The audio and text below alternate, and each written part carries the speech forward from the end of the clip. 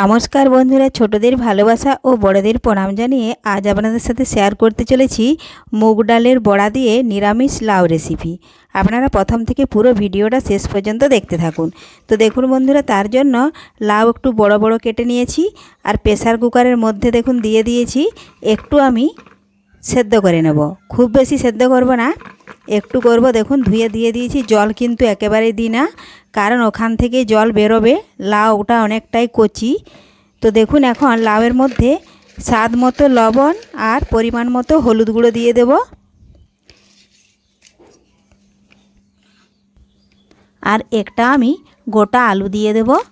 আলুটা কেটে দিচ্ছি না, আপনারা পারলে আলুটা কেটেও দিতে পারেন। তো আমি এখানে গোটা আলু দিয়ে দেব, ওই লাউয়ের সাথে সেদ্ধ হয়ে যাবে। এখানে মুগ ডাল ভিজিয়েছি। তার আগে যদি কোনো বন্ধু আমার চ্যানেলে নতুন হয়ে থাকেন, চ্যানেলটি সাবস্ক্রাইব করে বেল আইকন হলে সেট করে দিন সবার প্রথমেই আমার রেসিপি পেতে।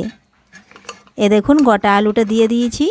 অল্প পরিমাণে একটু জল দিয়ে প্রেসার কুকারের ঢাকনা বন্ধ করে আমি একটা মাত্র সিটি দিয়ে দেব, তাহলে লাউটা হাফ সিদ্ধ হয়ে যাবে, কারণ আমি অনেকটাই বড় বড় লাউটা কেটেছি। এ দেখুন পরিমাণ মতো একটু জল দিলাম। এখন এদিকে লাউটা সিদ্ধ দিয়ে দেখুন আমি মুগ ডালের বড়াটাও কিন্তু বানাবো, তার জন্য মুগ ডাল বেটে নিয়েছি। আর লবণ, হলুদ, লঙ্কা গুঁড়ো সব কিছু দিয়ে দেখুন এখন আমি কড়ার মধ্যে তেল দিয়েছি। তেল গরম হয়ে গেছে। একটা চামচের সাহায্যে ছোট্ট ছোট্ট বড়া বা বড়ির আকারে দেখুন আমি দিয়ে দিলাম। এইভাবে ছোট ছোট দিচ্ছি আমি, আপনারা পারলে আপনাদের পছন্দ মতো সাইজটা দিয়ে দেবেন। তেলের পরিমাণ অনুযায়ী দেখুন আমি সমস্ত বড়াগুলো দিয়ে দিচ্ছি। এর থেকেও যদি আপনারা বেশি দিতে চান তাহলে তেলের পরিমাণটা একটু বাড়িয়ে দিলেই হবে। দেখুন বন্ধুরা, এক পাশ হয়ে গেছে, আমি আর এক পাশ উল্টে নেব। তো দেখুন একসাথে সমস্ত বড়াগুলো লাগালাগির ফলে একসাথে উল্টে গেল, একে অপরের গায়ে লেগে আছে। তো চিন্তা নেই, এগুলো একটু ভাজা হয়ে গেলেই কিন্তু ছেড়ে যাবে। এই দেখুন দুপাশেই লাল লাল করে ভেজে নিয়েছি। এখন আমি তেল ঝরিয়ে তুলে নেব। তেল ঝরিয়ে তোলা হয়ে গেলে বাকি যে এখনও মুগ ডাল বাটাটা আছে সেটা কিন্তু আবারও বড়ি দিয়ে দেব ছোট ছোট।